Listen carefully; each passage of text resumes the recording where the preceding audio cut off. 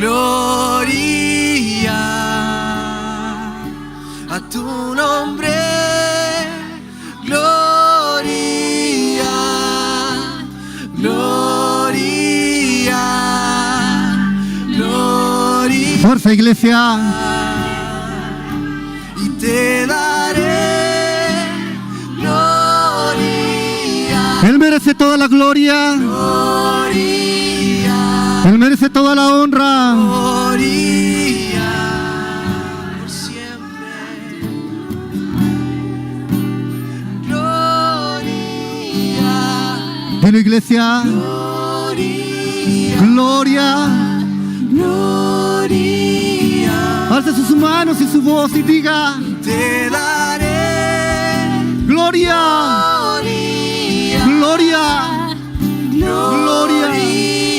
A ti, Dios, damos la gloria. En medio de nuestras tristezas, aflicciones, en medio de nuestras derrotas, te damos la gloria. En nuestros éxitos, en nuestros alcances, te damos la gloria. En medio de la visión, te damos la gloria.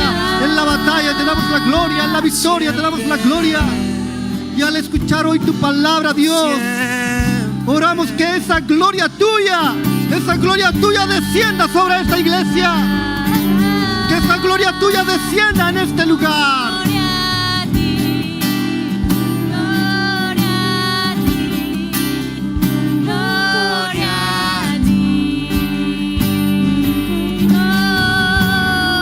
Muéstranos tu gloria en esta mañana, Señor. Creemos tu palabra. Creemos que tu palabra nos enciende. Creemos que tu palabra nos levanta. Creemos que tu palabra nos consuela. Creemos que tu palabra nos sana. Creemos que tu palabra, Señor. Por eso que te adoramos. Y por eso que te decimos a ti. A mi Dios levanto mi voz. Aleluya. Aleluya. Diga a la iglesia, aleluya. Levanto mi voz. A mi Dios levanto canción. A mi Dios. Levanto mi voz. Levante su voz. Cantando aleluya. Levante su voz. A mi Dios Levante su voz, iglesia. mi voz. A mi Dios levanto canción. A mi Dios levanto mi voz. Cantando aleluya. A mi Dios levanto mi voz. A mi Dios levanto canción. A mi Dios levanto mi voz. Cantando aleluya. Aleluya. Todas las voces, aleluya. Aleluya. Cantando aleluya. Aleluya. Cantando aleluya. Aleluya. Y te daré gloria. Recibe la gloria, Dios. Recibe la gloria. Mira que hay un pueblo que te da la gloria. Con manos alzadas a ti, Señor.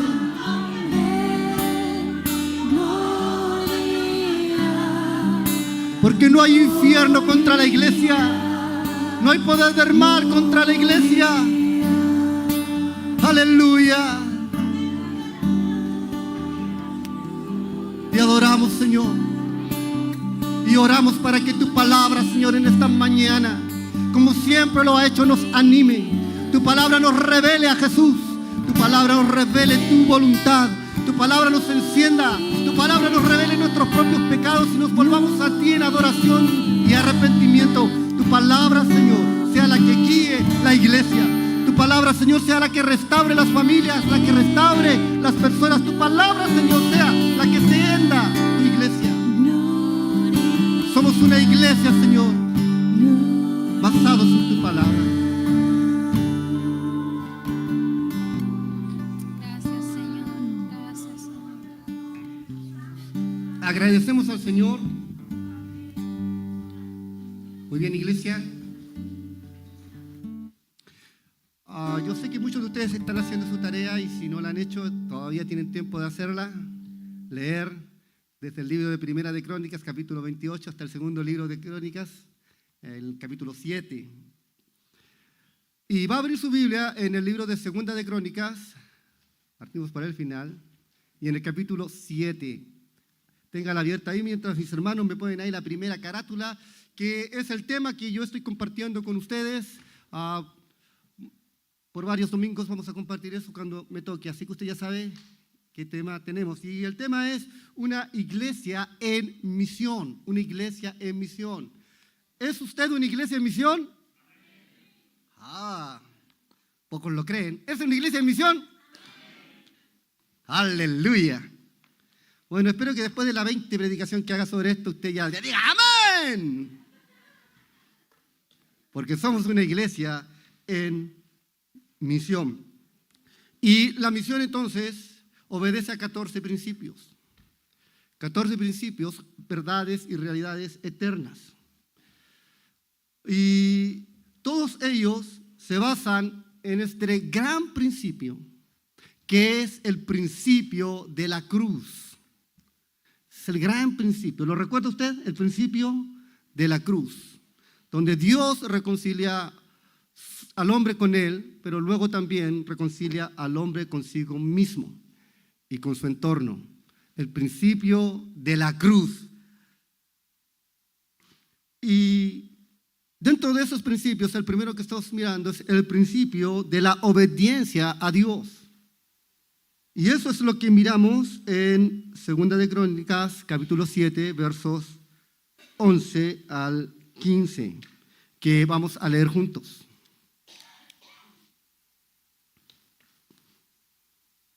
Terminó Salomón, pues, la casa de Jehová y la casa del rey.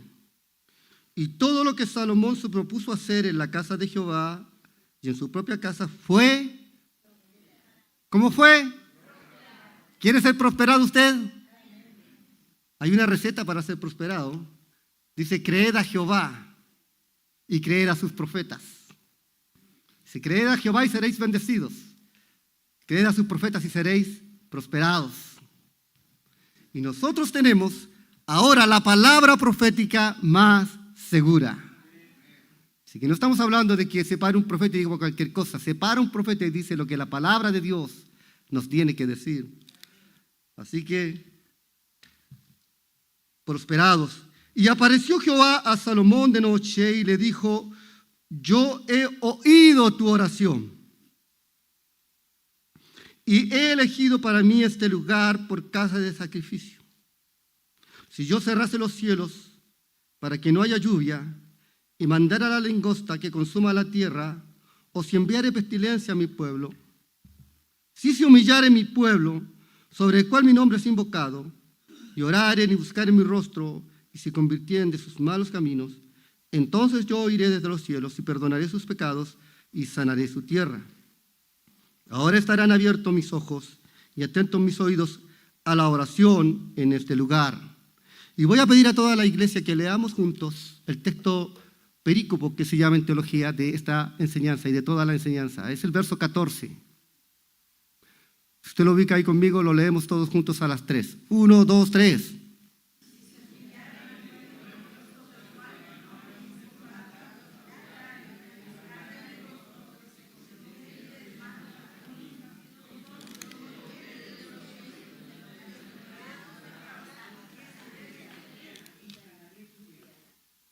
Bien, ahora que está en la pizarra, miren la pizarra, lo vamos a leer todos juntos. 1, 2, 3.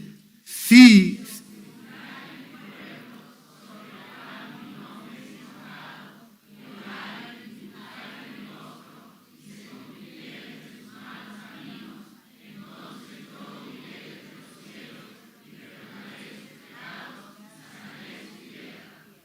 Muy bien, voy a pedir a mis hermanos de proyección que me pongan la carátula donde están los 4 principios que aparecen en ese texto.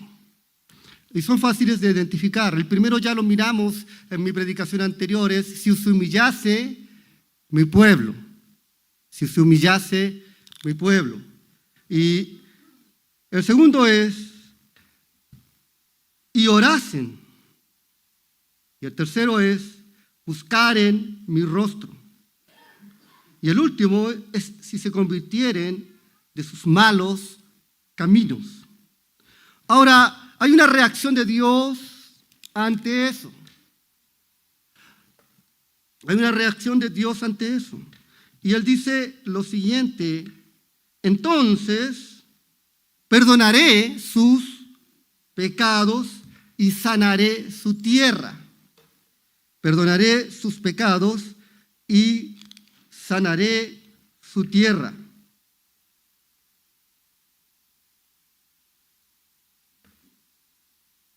Es la carátula número 4, hermanos. La carátula número 4. Quisiera que usted meditara en eso, en esas 4 grandes verdades que el profeta Esdras escribe. Es un profeta escribiendo. Es verdad que el libro de Primera y Segunda de Crónicas nos relata los 40 años del gobierno de Salomón. Pero el libro de Primera y Segunda de Crónicas se cree en teología, no es absolutamente seguro, se cree que fue escrito por Esdras. Y Esdras escribió unos 520 años después de que acontecieron los hechos.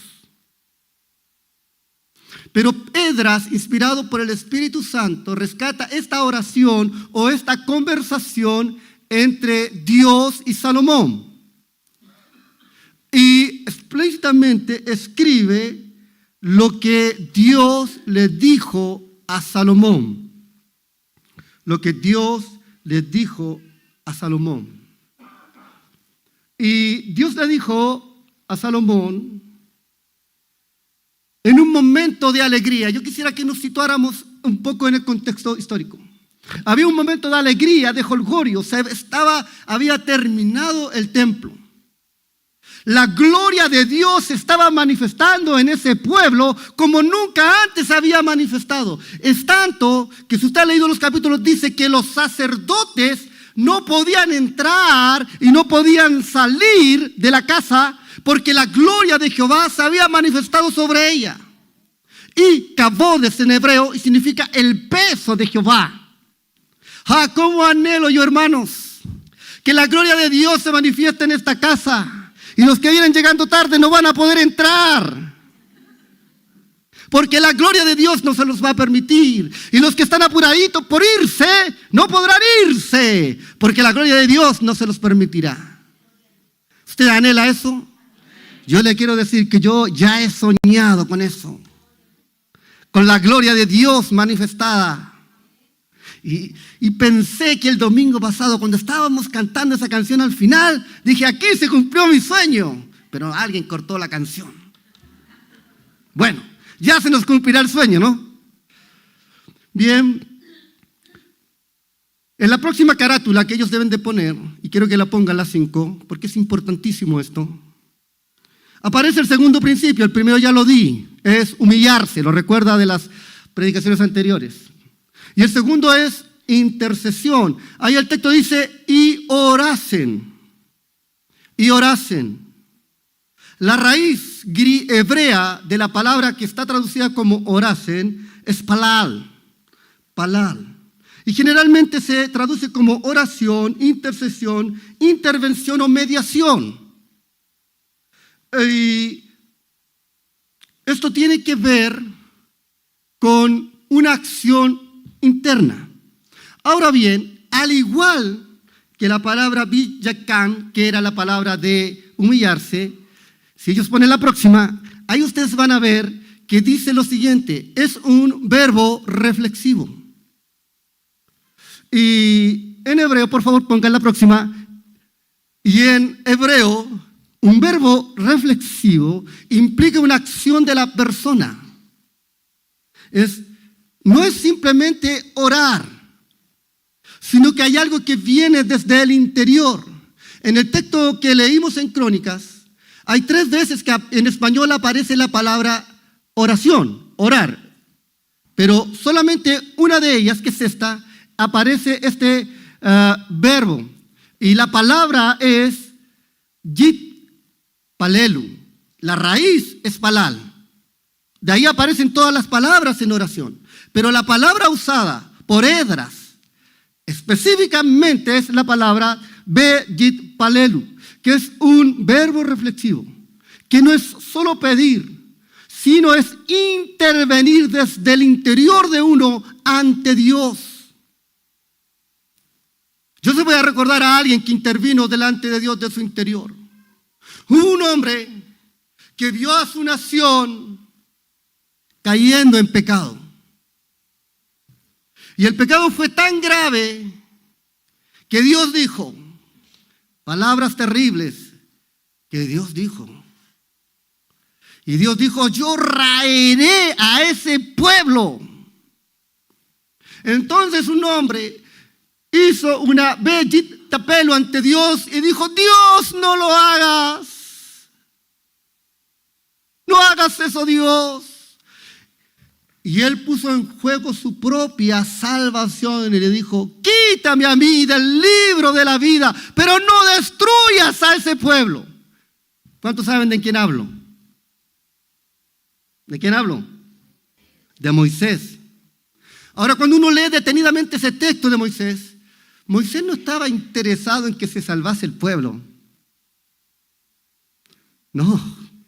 ¿Sabe lo que Moisés dijo? ¿Qué dirán las naciones de ti? Dirán que los sacaste para matarlos en el desierto. Y las naciones dirán que no fuiste capaz de cumplir tus palabras porque este pueblo te dobló la mano. Moisés estaba interesado, no en él ni en la nación. Moisés estaba interesado en que el nombre de Dios fuese siempre glorificado. Y ese es el propósito de la misión. No es que quedemos bien nosotros, es que Dios quede bien.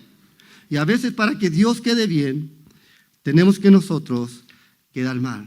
Entonces, este verbo implica que nos vamos a postrar delante de Dios ya humillados, pero para orar delante de Él, para interceder delante de Él, para ponernos delante de Él por nuestra nación, por nuestra iglesia, por nuestra familia, para interceder para que Dios obra en misericordia y para que Dios traiga salvación y vida eterna. Una iglesia en misión es aquella que está más preocupada por los perdidos que por sus necesidades.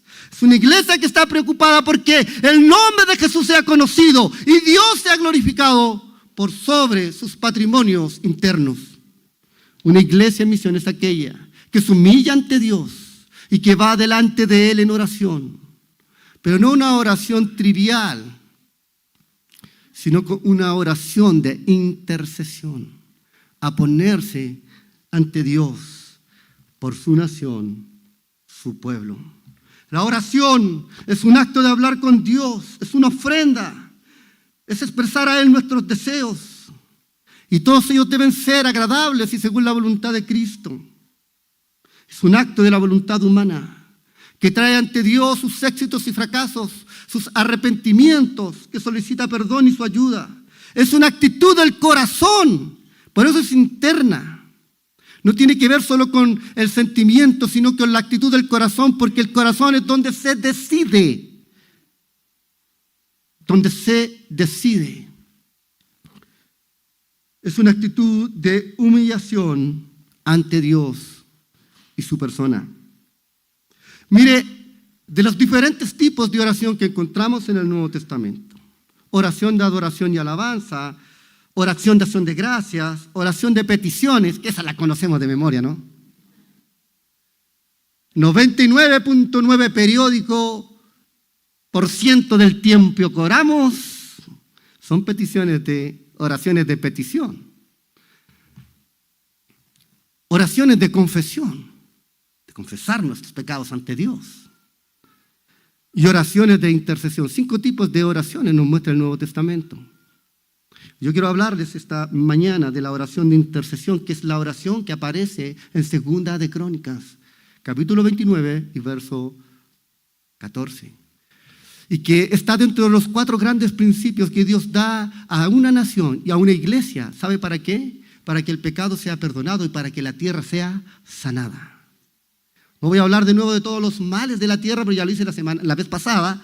Y ya usted sabe que necesitamos mucha sal para sazonar y mucha luz para alumbrar. Y la sal también detiene la putrefacción en el tiempo antiguo. De los 4 tipos de oración que nos habla el Nuevo Testamento: tiempos de oración a solas con Dios, tiempos colectivos de oración que hacemos en el templo, tiempos extraordinarios de oración, como cuando Dios nos despierta con aflicción y oramos, y tiempos de oración sin cesar, que seguramente también esa es la que más practicamos, oración sin cesar, ¿cierto? Es esa que se hace de camino, cuando uno va en el auto, cuando se está picando la cebolla, cuando se camina, cuando se pela una papa. Cuando yo escuchaba eso de niño, decía, ¿y cómo no se cortan estas viejas? Sí, porque decían así, cuando estamos pelando la papa, estamos orando, y yo me imaginaba que se arrodillaban y oraban, ¿y cómo lo hacen?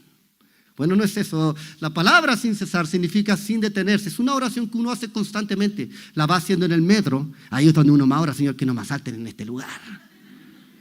¿Ha hecho esa oración alguna vez? Yo la hago casi todos los martes de vuelta a mi casa. Señor, protégeme. Cuídame, Señor. Hazme invisible. Bueno, el Señor responde a la oración sin cesar. La oración sin cesar. Pero todas esas oraciones debiesen contener las 5 oraciones del Nuevo Testamento, que ya les he nombrado.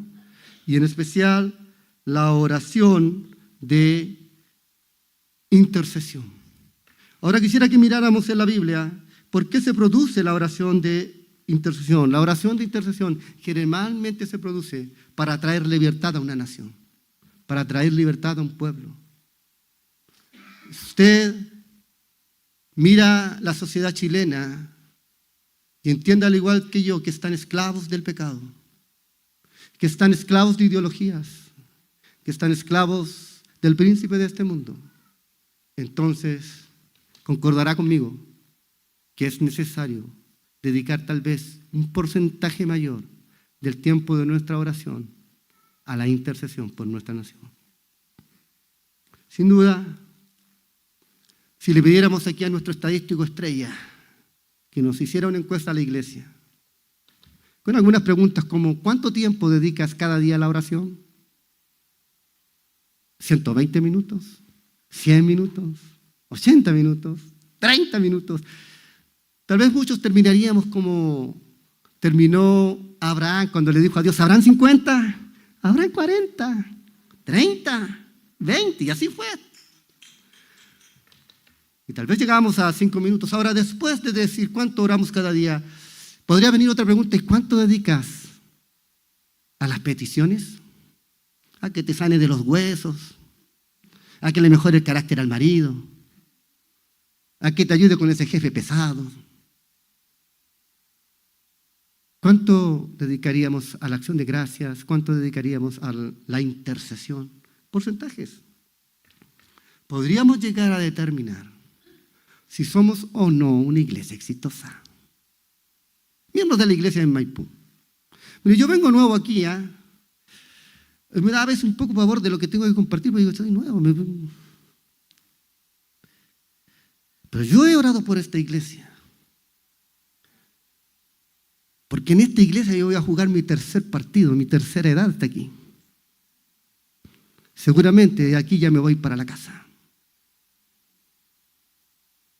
Mi mejor tiempo se lo llevó a la iglesia de Iquique. Mi segunda mitad la iglesia de Arica. Y aquí estoy ahora con ustedes. Y le he dicho a Dios, le he orado a Dios, Señor, derrama de tu gloria en esta iglesia. Que la visión que esta iglesia tiene y por la cual me convocó a ayudarles sea cumplida, una iglesia en misión. Y he orado, Señor, que seamos una iglesia exitosa. ¿Cuántos de ustedes creen que la iglesia de Maipú es una iglesia exitosa? Aleluya, levante su mano todos los que lo creen. Aleluya, bien, muy bien. Es exitosa, bien. Ahora yo le quiero dar algunos datos de lo que se considera en eclesiología una iglesia exitosa. Le voy a dar solo uno porque no tengo mucho tiempo y a mí dijeron que no me alargue mucho. El domingo pasado alegremente, estuve muy contento, aunque bien cansado, al enterarme de todo cómo funciona la iglesia. Y me enteré ahí, porque no lo sabía, que nuestra iglesia tiene 250 miembros activos. ¿Eso es así? Amén. Bien, todos los estudios de eclesiología dicen lo siguiente. Una iglesia exitosa, para ser exitosa, el primer punto es que el 20% de las personas que se reúnen el día domingo vengan a la reunión de oración. ¿Cuántos de los que dicen que tenemos una iglesia exitosa siguen diciéndolo? Bien. En mis últimas 4 reuniones de oración, queridos, doy gracias al Señor por esta última, que habíamos 40 personas. Las cuento todas las veces. Ese es un mal que traigo desde Iquique. Así que nos faltan 10 para llegar a una iglesia exitosa. Así que yo entiendo, hermanos, se lo digo así con mucho cariño, yo entiendo que hay algunos de ustedes que tienen que levantarse a las 4 de la mañana para salir a tomar un amigo con todo el peligro que hay y ir a trabajar y llegan tarde y no puede venir. Absolutamente eso Dios también lo entiende. También entiendo que hay hermanas criando hijos y bueno, no los puede sacar con el frío porque se pueden enfermar y también yo sé que Dios también lo entiende. Pero también creo que hay algunos que simplemente no tienen el hábito de venir a la reunión de oración. Y se quedan en su casa tomando té, mirando tele. Y el marido llega y ve a la esposa con los hijos y él no le dice, mi amor, voy a ir a la reunión de oración, sino que se pone a ver tele con ella. No es que ella esté viendo tele, ella está cuidando a los hijos, pero el marido descansa porque viene del trabajo. Queridos, un pastor me contó a mí lo siguiente. Estaba preocupado porque la gente no venía a la reunión de oración. La realidad de él era más triste. Solamente el 5% de las personas venían al culto de oración. Entonces dijo a su presbiterio, ¿saben? No vengo más los martes. Vayan ustedes, yo no voy. No vino por 4 o 5 martes. ¿Sabe lo que hizo? Se dedicó a visitar las familias de su iglesia. Y ahí él descubrió que las familias no venían porque estaban mirando las comedias. En ese tiempo eran comedias, ahora se llaman series. Y descubrió que se sentaban a tomar té y hacían largas sobremesas. Y tenían miles de cosas que hacer. Entonces, ante la pregunta del pastor, oye, hermano, ¿por qué no va a la reunión de oración? Silencio sepulcral. Por supuesto, descubrió otras familias que no podían. Mi llamado es a todo el que de esta casa quiere que esta casa sea exitosa y no está viniendo a la reunión de oración porque no tiene el hábito, yo lo animo a venir. Y porque no podemos llegar a un día en que la reunión de oración se celebre en esta sala y no en la de allá. Y eso ya pasa en otras iglesias y pasa en otros países. ¿Por qué no puede pasar entre nosotros? Así que le animo a venir, mi querido hermano y hermana. Venga y vamos a orar juntos. Y vamos a interceder por nuestra nación, por nuestra iglesia, por nuestras familias. ¿Sabe usted que un ejército de rodilla es más poderoso que un ejército de pie? O una iglesia de rodillas es el dicho, ¿no? Es más poderoso que un ejército de pie. Porque cuando estamos de rodillas, es nuestro Señor el que se levanta para movilizar a su ejército y a su nación. Entonces dice Esdras, y le recuerda a su pueblo, si ustedes se humillan y si ustedes oran ante Dios, pero no simplemente una oración, sino que interceden ante Él vendrá con perdón y vendrá con sanidad. ¿Cree usted que hay personas a su alrededor que necesitan el perdón de los pecados? ¿Hay personas a su alrededor que necesitan que su tierra sea sanada? ¿Cree usted que hay matrimonios que necesitan ser sanados por Dios? Sí, que de hijos que necesitan ser sanados por Dios. Relaciones entre padres y sus hijos, entre hermanos, Dios, que necesitan ser sanados por Dios. ¿Cree usted que hay necesidad de eso cerca de donde usted está? ¿Cree que dentro de nuestra iglesia local hay necesidad de sanidad de tierra y de perdón de pecados? Si lo hay, entonces venga a interceder a la reunión de oración y hágalo las veces que pueda en su casa. Quisiera que usted me acompañe a Éxodo capítulo 2, verso 23 al 25.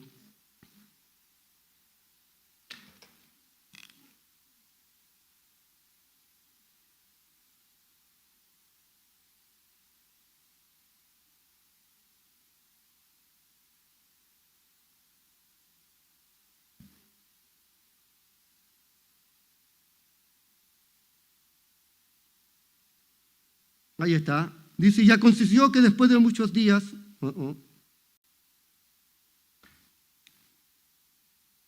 ¿sí? ¿Está bien? Aconteció que después de muchos días murió el rey de Egipto. ¿Y los hijos de Israel qué hacían? ¿Qué hacían? A causa de la servidumbre, y clamaron, y subió a Dios el clamor de ellos con motivo de su servidumbre.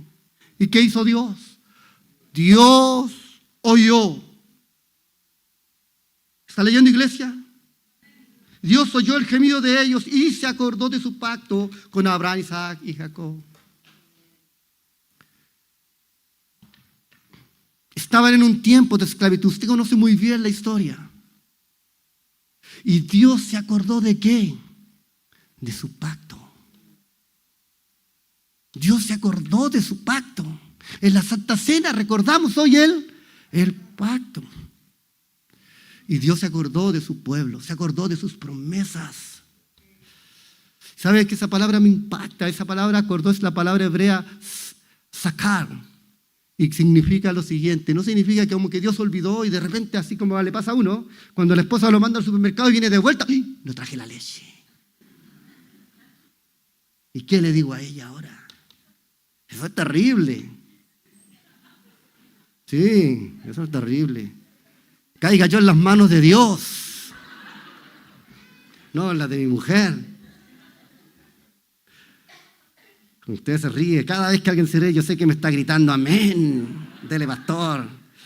Bien, entonces, la palabra sacar significa Dios lo trae en el tiempo preciso. Es que Dios ve que ya viene el cumplimiento de lo que Él prometió, eso es recordar. No es que se había olvidado y de repente, como nos pasa a nosotros. Entonces, cuando el pueblo gimió y cuando el pueblo clamó, Dios trajo a Moisés para cumplir el pacto. Libro de Jueces, capítulo 2.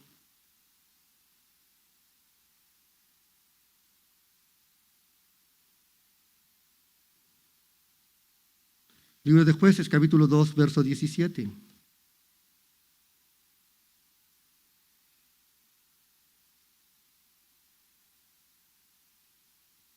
Ahora eso es terrible, mire, fíjese, cuando el pueblo comenzó a gemir, cuando ya no dieron más en la esclavitud.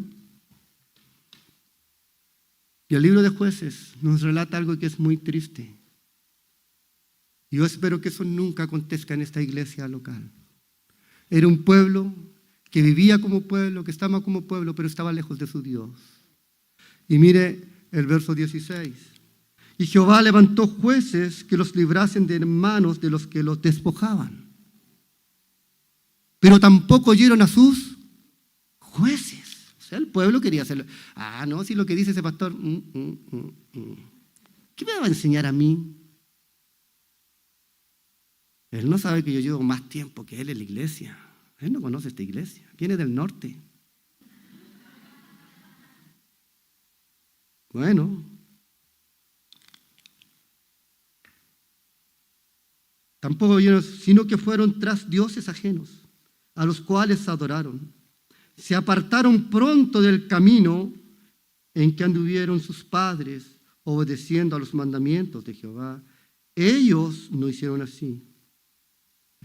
Y ponga especial atención en este verso. Dice, y cuando Jehová les levantaba jueces, Jehová estaba con el juez y los libraba de mano de los enemigos todo el tiempo de aquel juez, porque Jehová era movido a misericordia. Necesitamos que Dios se mueva a misericordia por nuestra nación, por nuestra población, por nuestra familia, iglesia. Lo necesitamos, que Dios se mueva a misericordia por la gente de Ancud, por la gente de Quelentaro, por los de allá de la Florida, por los de toda nuestra nación. Necesitamos un Dios misericordioso mostrando su mano. En medio del pecado se muestra la gloria y se muestra la misericordia de Dios. Pero hay una razón, mire el texto ahí. ¿Por qué se mostraba la misericordia de Dios? Por sus gemidos. Por sus gemidos, a causa de los que los apremían y a causa de los que los afligían. Es lo mismo que en Egipto. Cuando estaban afligidos y oprimidos, comenzaron a clamar desde dentro de su corazón: Dios, líbranos ahora. Cuando estaban afligidos en el tiempo de los jueces, y Dios trajo jueces como Sansón, Jefté, Barak, Aoc, entonces Dios se movía a misericordia. ¿Pero por qué se movía a la misericordia de Dios? Porque había un pueblo que gemía delante de Él. ¿Sabe? El gemido viene después que notamos que la crítica no alcanza para mover a Dios. Usted critique todo lo que puede. Cuando se dé cuenta que la crítica no alcanza, mira cómo hacen aquí, mira cómo hacen allá, haga lo que quiera. Cuando ya usted se dé cuenta que eso no cambia nada, doble su rodilla delante de Dios y gima con una oración intercesora por la iglesia, por su nación, por su familia, y Dios obrará maravillosamente. Entonces hay un gemir, hay un tiempo donde el pueblo de Dios busca a Dios, porque Dios así lo ha ordenado. Muy bien, abra su Biblia en el libro de Romanos capítulo 8. Romanos capítulo 8. Saltó de Éxodo, se saltó todos los capítulos de la Biblia hasta el 8. Bueno, eso es lo que se llama teología bíblica. Ahora vamos a centrar esto en Cristo. Porque Cristo es el gran intercesor. Yo ya les he dado ejemplos del Antiguo Testamento, como lo hacían, para poder poner las bases teológicas de lo que es la teología correcta de la oración.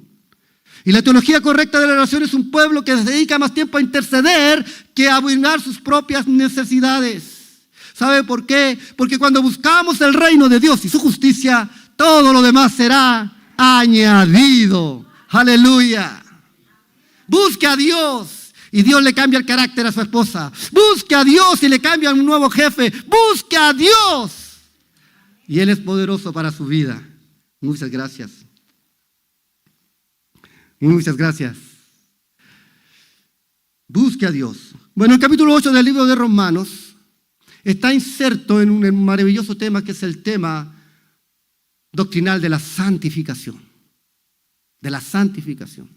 Los capítulos 6 al 9 del libro de Romanos dan esa gran enseñanza de la santificación. Y lo más importante es que en el capítulo 8 encontramos el tema central del capítulo 8, porque el tema central de Romanos es el poder del Evangelio, de la iglesia en misión. Y el texto, la enseñanza central del capítulo 8 es la libertad. Libertad que necesitaron allá los israelitas en Egipto. ¿Y qué hicieron? Clamaron, oraron, fueron a Dios. Libertad que necesitaron los israelitas en la tierra prometida, pero como se habían desviado, vinieron los pueblos y los atormentaron. Mire, todo eso que pasaba con ellos son tipos de lo que podría pasar en una iglesia que no busque a Dios. Una iglesia que esté más tiempo en Netflix. Mire, haga usted un ejercicio. ¿Sabe cuánto tiempo está en Netflix o en redes sociales? Lleve una bitácora. Hoy día vi una película, 2 horas. Hoy día estuve chateando, media hora. Hoy día, y luego ponga, hoy día leí la Biblia, un versículo. Hoy día oré a la hora del almuerzo. Bueno, y luego compárese usted mismo y vea a qué está dedicando su tiempo. La palabra de Dios nos habla, y en el capítulo 8, nos habla de la libertad del juicio, de la libertad de las derrotas y de los fracasos, de la libertad del desánimo y de la libertad del temor. Dios nos libra de todo eso. Nos libra del juicio, de la derrota, del fracaso, nos libra del desánimo y nos libra del temor. Así que no estamos atemorizados porque Él nos libra del temor. Y específicamente el capítulo 8 del libro de Romanos y los versos 17 al 30 nos hablan de la libertad que da el Espíritu Santo a su iglesia del desánimo. Por eso que a mí me gusta ser animoso. ¿Usted es animoso? Manda ahí todo. ¿Dios te ama? Amén. ¿O está animoso? Tiene que ser animoso, hermanos. Copiémosles a David. Mire, David a mí me inspira con todo lo que el hombre hizo o no hizo. He estudiado su biografía, varias veces. Y un hombre que impacta. Y él dice, aunque un ejército acampe en contra de mí, no temerá mi corazón. Ay, a David hay que copiarle, hermano, porque cuando la esposa se le puso enfrente y le dijo, hey, ¿tú qué estás haciendo ahí? Mira cómo danzas. Él dijo, mira, mujer, yo hoy soy más vil para mi Dios. ¿Cuántos de ustedes son capaces de decirles a la esposa? Y yo tampoco.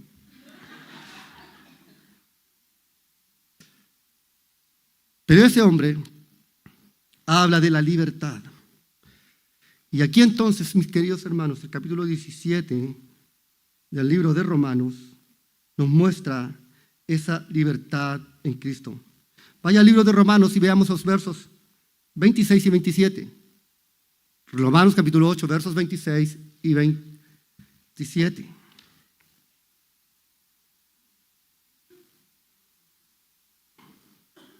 ¿Qué nos dicen esos hermosos textos?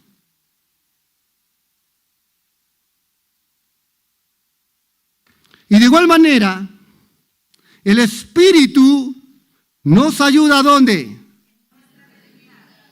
¿Cuántos débiles hay aquí?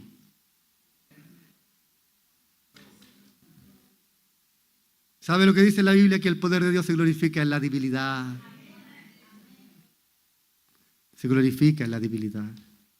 Y de igual manera el Espíritu nos ayuda en nuestras debilidades. ¿Y cuáles eran las debilidades de la iglesia en Roma? La debilidad de la iglesia en Roma era que la religión judía quería imponerse ante el cristianismo. Y los débiles decían que no había que comer cerdo y que había que guardar el sábado. Esos eran los débiles. A eso le está llamando débil cuando la religión sobrepasa la verdadera fe. Así que no se refiere a alguien que cae en pecado, se levanta y cae en pecado. Es que yo soy débil, pastor, así que voy a pecar. No, nada que ver. Dios nos da la fortaleza, somos más que vencedores en Cristo. Está hablando de las personas que no logran entender el cristianismo. Como a veces nosotros no logramos entender. Entonces dice, ¿qué hemos de pedir como conviene? No lo sabemos. Pero el Espíritu mismo, ¿qué hace? Intercede por nosotros con gemidos indecibles.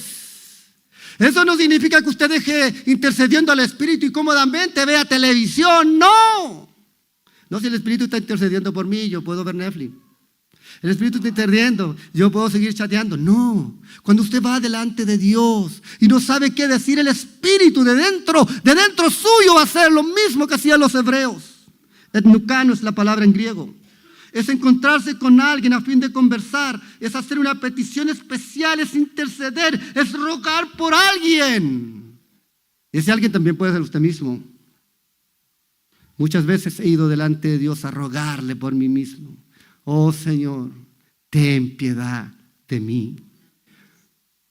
Desde mi adolescencia, cuando conocí a Cristo, el salmo que me acompañó por casi 30 años ha sido el Salmo 51.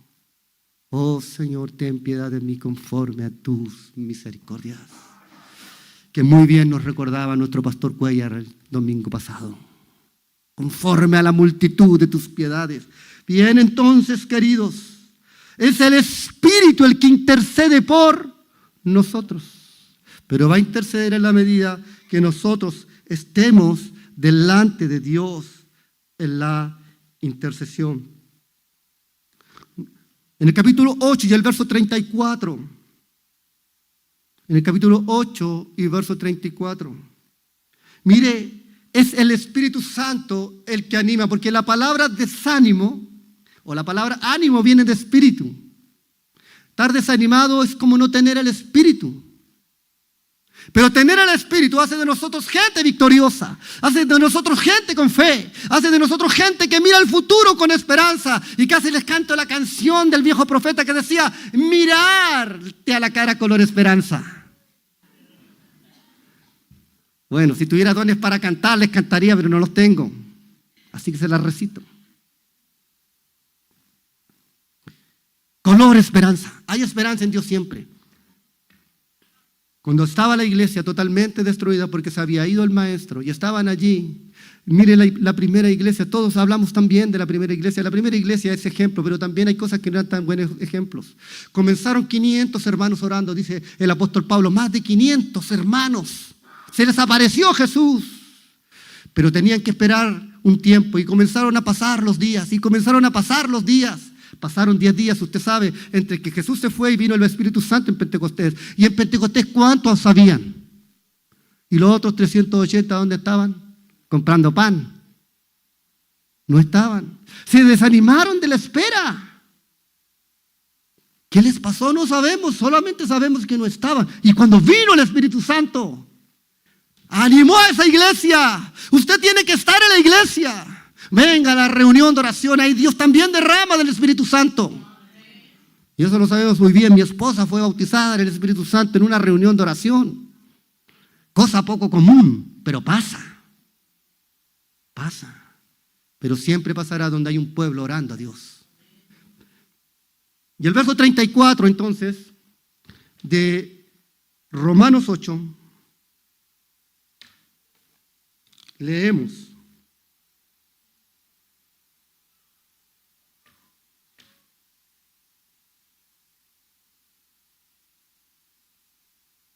Vamos a leer el 33 también para que vea de dónde viene el contexto. Bien, ahí está.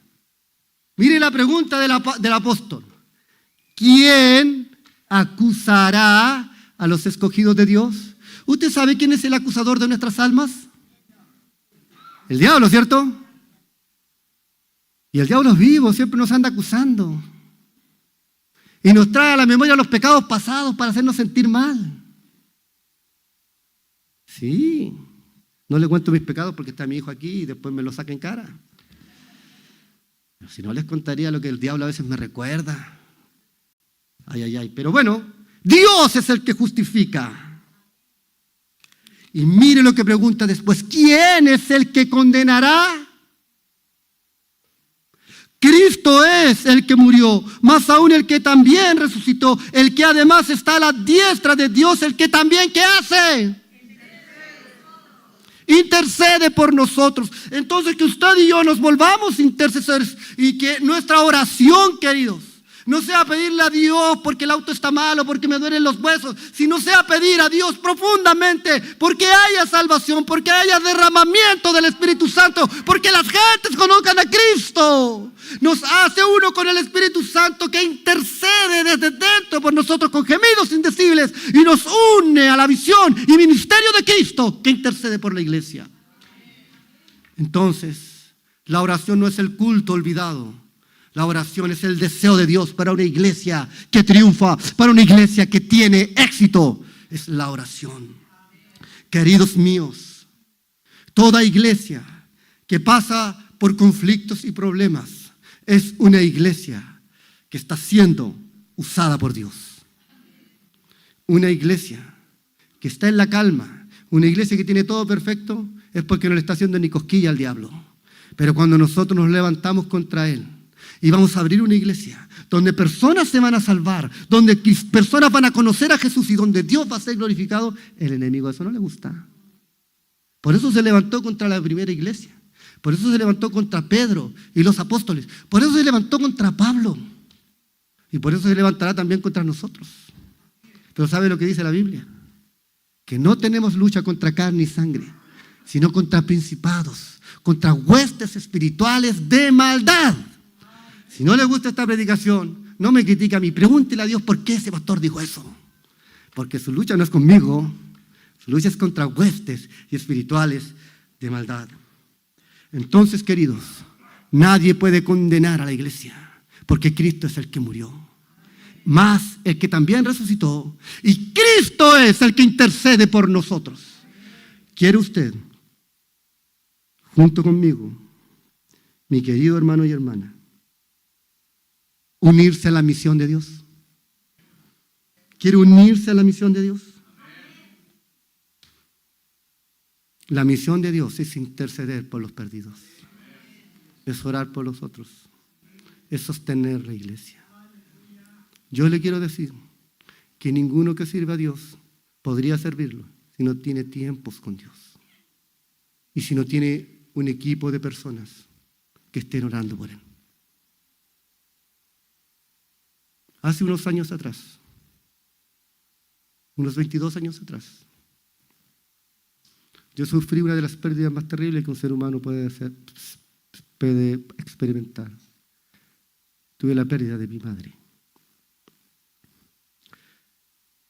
Yo sabía que iba a estar con Dios. Mi gran terror no era ese. Mi gran terror era que yo sabía que mi madre oraba por mí todo el tiempo.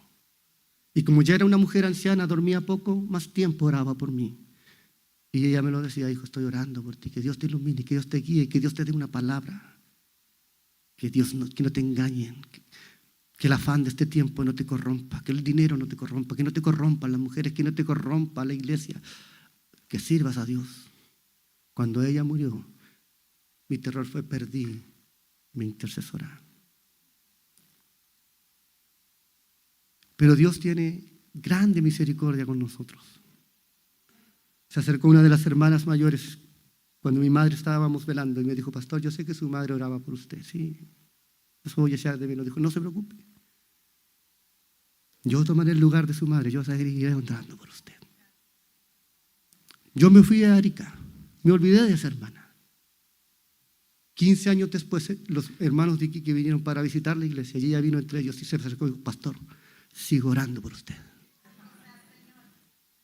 Nadie se sostiene en esto si no hay oración de por medio, hermanos. Ustedes no oran por el presbiterio.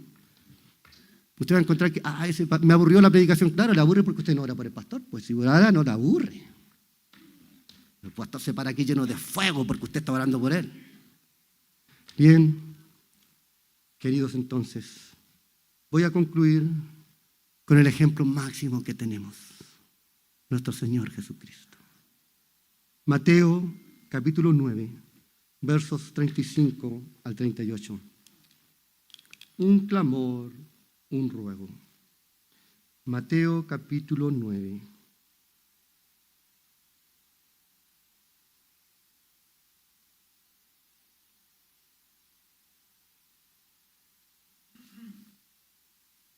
Versos 35 al 38. Muestra el corazón de Jesús ese texto, lo que hay en su interior, la aflicción del Maestro. Si usted alguna vez ha sentido aflicción, Cristo la sintió más. Si alguna vez usted tuvo preocupación, Él la tuvo más. Si usted alguna vez lloró, Él lloró más. Si alguna vez usted vio todo oscuro, Él lo vio más oscuro que usted. Nadie podría clamar las palabras que Él clamó en la cruz: Dios mío, ¿por qué me has desamparado? ¿Sabe por qué no? Porque usted y yo tenemos la promesa de que Él nunca nos desamparará y que siempre estará con nosotros. Así que usted no puede orar esa oración, pero Él sí la oró. Y entre eso, en el verso 35 del capítulo 9 de Mateo, Él oró y dijo, dice Mateo: recorría Jesús todas las ciudades y aldeas, enseñando en las sinagogas de ellos y predicando el evangelio del reino y sanando toda enfermedad y toda dolencia del pueblo. Es una iglesia en misión, una iglesia en avivamiento. Mire lo que está haciendo: se predica el evangelio del reino. No el evangelio de la prosperidad, el evangelio del reino de Dios. Y hay sanidad de los enfermos. Y hay dolencia en el pueblo. Y el evangelio del reino, ¿sabe cuál es el mensaje central del evangelio del reino? El mensaje central del evangelio del reino es este: Cristo perdona al pecador. Ese es el mensaje central. Él transforma las vidas. Por eso que Pablo dijo a los romanos que el evangelio era poder de Dios. ¿Para qué? Para salvación. Al judío primeramente y también al chileno y al brasileño. No sé si hay otra nacionalidad aquí. Haitianos, argentinos, peruanos, bolivianos, salvadoreños y todo el mundo ya. Para que me resulte, ¿no? Y nadie se vaya triste: a mí no me nombró. Se olvidó de toda la predicación. ¿De lo único que se acuerda? No me nombró.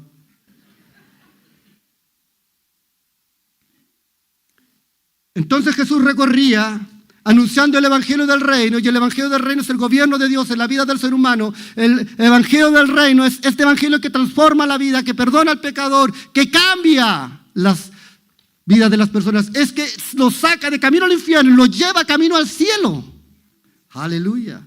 Y para que la gente se entusiasmara, entonces sanaba a los enfermos, echaba fuera a los demonios y quitaba las dolencias del pueblo. Ay, como yo deseo que Dios haga eso con nuestros misioneros. Que cuando van a predicar, Dios sana a los enfermos. Eche fuera a los demonios. Quite las dolencias de la gente. Que llega alguien en depresión, oran en el nombre de Jesús y pum, viene la alegría. La alegría viene, la tristeza se va. ¿Se acuerdan de esa canción? Cuando Él pasa, todo se transforma. La alegría viene, la tristeza se va. Y no solo eso. El verso 36.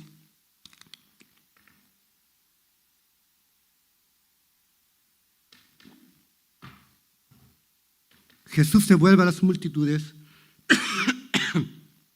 y dice que tuvo compasión de ellas. Y esa palabra compasión es sentir desde las entrañas. Lo mismo que hicieron los hebreos allá en Egipto.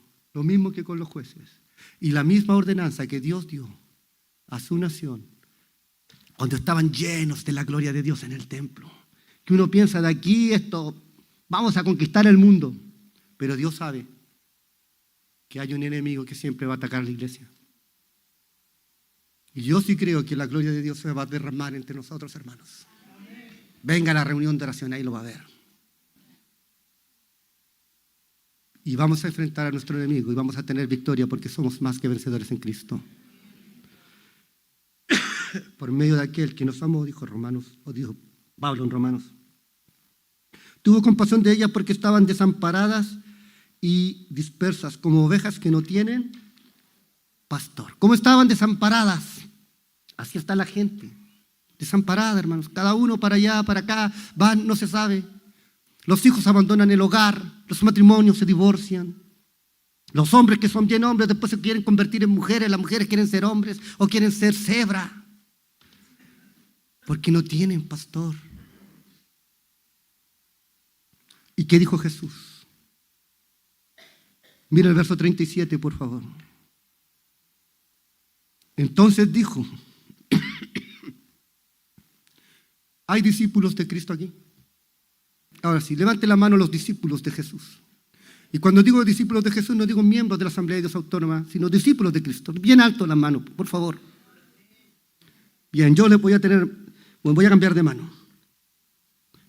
Entonces dijo a sus discípulos, o sea, nos dice a nosotros también. A la verdad la mies es mucha, mas los obreros pocos. Rogad, pues, al Señor de la mies que envíe obreros a su mies.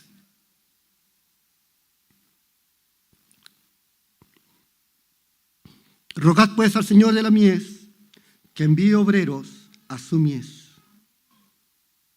Por muchos años hice una muy mala interpretación y aplicación de ese texto. Lo ocupé cada vez que quería hablar del llamado para quien quisiese servir al Señor. Para ser pastor, apóstol, evangelista, maestro, profeta o lo que sea. Pero cuando he estudiado ese texto más profundamente, Cristo no está llamando para eso. Es para eso también. Pero la profundidad de ese texto es que Cristo está llamando a su iglesia a ir a la misión. Y Cristo está llamando a su iglesia, ¿sabe a qué? A ser alguien que va a la cosecha. La palabra mies es la cosecha. Los campos están blancos y listos para la cosecha. Entonces Dios está diciendo, necesitamos obreros para la cosecha. Estamos todos dispuestos aquí a ser un obrero en la viña del Señor. Y podríamos cantar esa canción vieja que decía, trabajad y orad en la viña del Señor. Si mi anhelo es orar y ocupado siempre estar en la viña del Señor. Obreros para la viña del Señor. Usted tal vez ahí no se siente que va a ser un pastor, un evangelista, no va a ir a abrir otra iglesia, pero es un obrero que esta iglesia necesita. ¿Sabe para qué? Para llevar la misión. Yo sé que he hablado a mis hermanos adultos aquí y les he dicho que es un mejor tiempo para trabajar, y yo lo creo así. Cuando digo adultos son los que ya están pasados de 70 hacia arriba. ¿Sabe por qué, hermanos? Porque ustedes tienen mucho tiempo para orar. Y tienen mucho tiempo para interceder delante de Dios por los pastores más jóvenes, para que Dios los cuide, para que Dios les guarde, para que Dios les dé una palabra fresca para su iglesia, para que Dios los llene, para que tengan matrimonios sanos, hijos que sirvan a Dios.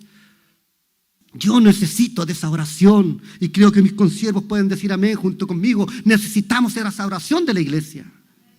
Entonces dice: rogad al Señor de la mies que envíe obreros a su mies. Todo lo que se hace en la iglesia es por la misión. Y cada uno de ustedes puede ser un obrero del Señor. Uno que toma la pala o el chuzo. O uno que toma el computador o la cámara. Da lo mismo que lo que tome. Pero póngase en la fila de los obreros. Jesús dijo: rogad al Señor de la mies. Y esa palabra rogad tiene la misma intención que la palabra oración de Segunda de Crónicas. Y cuando usted viene y ruega, entonces se pone en el ministerio de Cristo que intercede por su iglesia. Puede cerrar sus ojos un momento y meditar.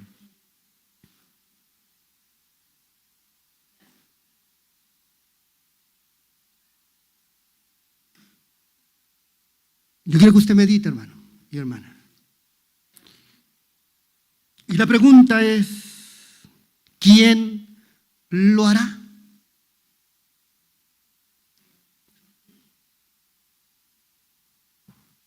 ¿Quién lo hará? Tenga sus ojos cerrados. ¿Responderá usted a Dios: Dios, yo iré? En el ejemplo de Isaías, Isaías respondió a esta pregunta y dijo: heme aquí, envíame a mí. Daniel el profeta en el capítulo 9 se presenta ante Dios y dice: Dios, ten piedad por esta nación, hemos pecado. Nehemías, al volver del cautiverio, se presenta ante su Dios y dice: Señor, ten piedad de nosotros. En el capítulo 6, verso 28. Una madre, y si hay madres aquí, me entenderán. Una madre vio sufrir a su hija de una terrible enfermedad. ¿Cuántas madres pueden soportar eso sin que su corazón se quiebre? Entonces vino a la esperanza de vida y vino desde Canaanea o desde Ciro Fenicia y vino a donde estaba Jesús y le dijo a Jesús: Jesús, ten misericordia de mi hija, un demonio la atormenta. Los discípulos comenzaban a echarla porque ella no era de la nación. Jesús dijo: he venido a las ovejas perdidas de Israel. Entonces la mujer se enfrenta a Jesús y le presenta su petición, y Jesús le dice unas palabras que yo nunca hubiese esperado de mi maestro, y le dijo: no está bien darlos el pan de los hijos a los perros. Aquí no hay ningún perro, somos todos hijos de Dios. Pero esa mujer no lo era, y ahí estaba delante de Jesús. Y ella se humilló, como dice Segunda de Crónicas, sin ser hebrea, sin entender el texto. De su corazón nace una intercesión por su hija. Y le dijo: sí, Señor, pero aún los perros podemos comer de las migajas que hay en la mesa de sus amos. No estamos aquí por migajas, pero sí podemos imitar la fe de esa mujer. Sí podemos imitar la oración de esa mujer por las almas que se pierden, por los matrimonios que se destruyen, por los hijos que se drogan. Iglesia, no es tiempo. Escúchame bien, no es tiempo de andar pidiendo por tus propias cosas. Es tiempo de clamar a Dios por una nación cristiana. ¿Quién lo hará? Jesucristo oró por toda la humanidad. Y Él dijo: Señor, santifícalos en tu verdad, tu palabra es verdad. Y querida iglesia, sin duda yo necesito un compromiso de ustedes para sacar adelante la misión. El presbiterio lo necesita. Habrá gente aquí que se atreva a decir: yo oraré cada día 30 minutos. 30 minutos oraré cada día. por los perdidos, por los misioneros, por el presbiterio de esta iglesia. Si hay gente que quiere hacer ese compromiso ante Dios, levante su mano. Levante su mano, que Dios la ve. Bien, Dios bendiga su mano, Dios bendiga su mano, Dios bendiga su mano. Dios le bendiga, Dios te bendiga. Son 30 minutos que usted va a orar en su casa cada día. Muy bien, Dios te bendiga. Tal vez usted dice, pastor, no me alcanza para 30, pero puedo orar 15. Habrá manos que se levantan para orar 15 minutos ante Dios cada día. Levante su mano ante Dios. Tal vez no puede 30, pero puede 15. Bien, Dios te bendiga tu mano, Dios te bendiga. Dios te bendiga ya, bien, 15 minutos. Estoy como a orar hoy. Tal vez usted no puede orar 15 minutos cada día, pero dice, pastor, yo podría orar 5 minutos. ¿Cuántos levantan la mano y dicen, yo puedo orar 5 minutos? Bien, Dios bendiga tu mano, Dios bendiga. Dios te bendiga, son 5 minutos que oran. Bien. Dios, ahora todos los que levantaron su mano, pónganse de pie delante de Dios y vamos a hacer un compromiso ante Él. Mientras mis hermanos cantan, nos humillamos.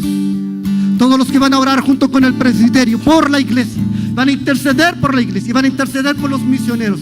5 minutos, 15 minutos o 30 minutos, usted lo sabe. Vamos a orar. Levante su mano a Dios. Levante su mano a Dios y diga, Dios mío, aquí estoy. No tienes que buscar a otro, aquí estoy yo. Heme aquí, envíame a mí. Yo voy a orar, Señor, por la iglesia. Voy a orar por los misioneros. Voy a orar por el pastor Alejandro.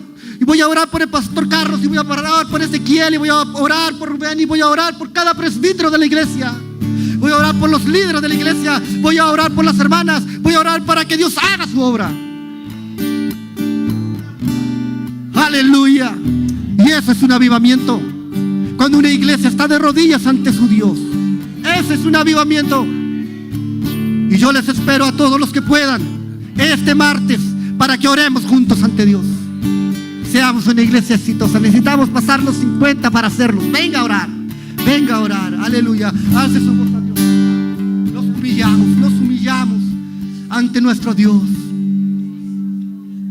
Aleluya. No pierda el tiempo delante de Dios. Quédese de pie, alce sus manos y dígaselo.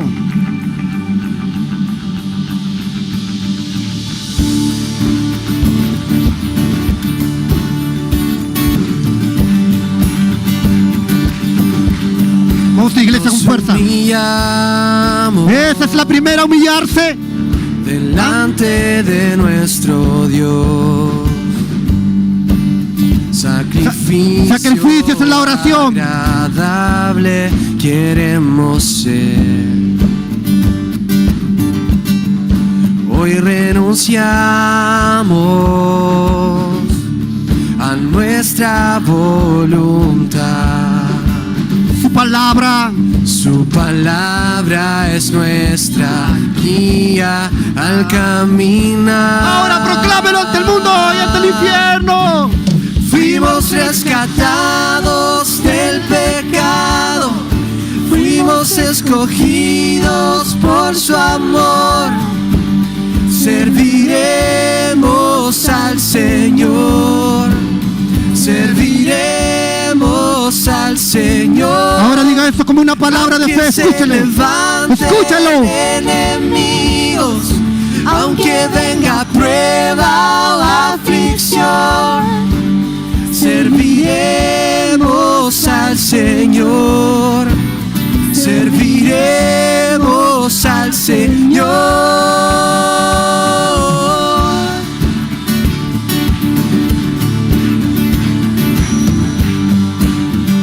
Fuerza, iglesia. En obediencia, temor y gratitud, nos rendimos ante aquel que nos llamó.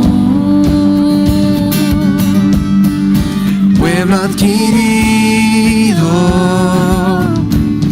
a precio de sangre, para dar a conocer de su bondad. Fuimos rescatados del pecado, fuimos escogidos por su amor. Serviremos al Señor, serviremos al Señor. Aunque se levanten enemigos, aunque venga prueba o aflicción, serviremos al Señor. Serviremos al Señor.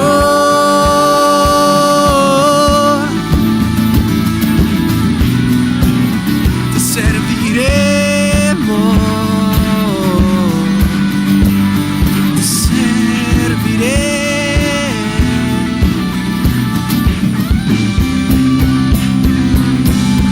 He decidido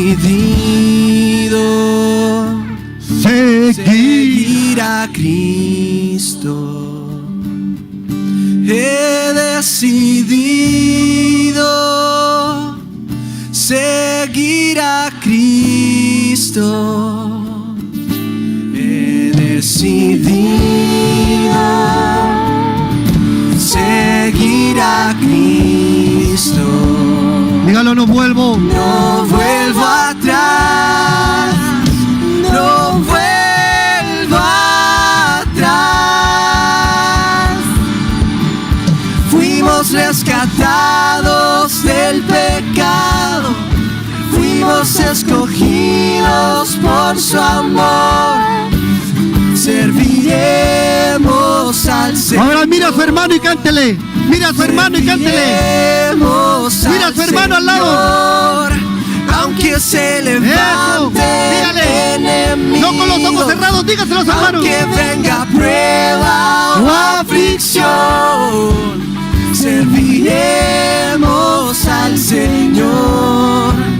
Serviremos al Señor.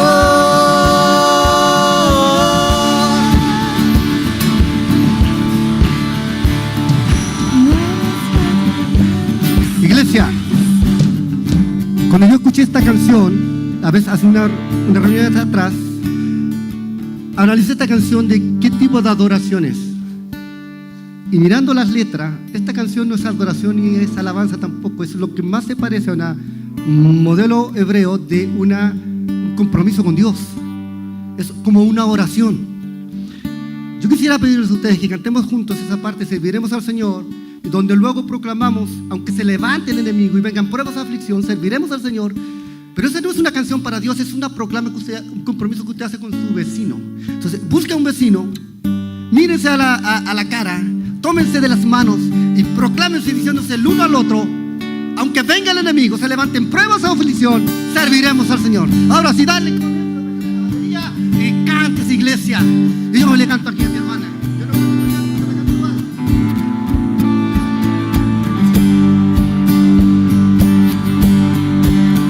Fuimos rescatados del pecado, fuimos escogidos por su amor. Serviremos al Señor. Serviremos al Señor. Aunque se levanten enemigos, aunque venga prueba o aflicción, serviremos al Señor. Serviremos al Señor.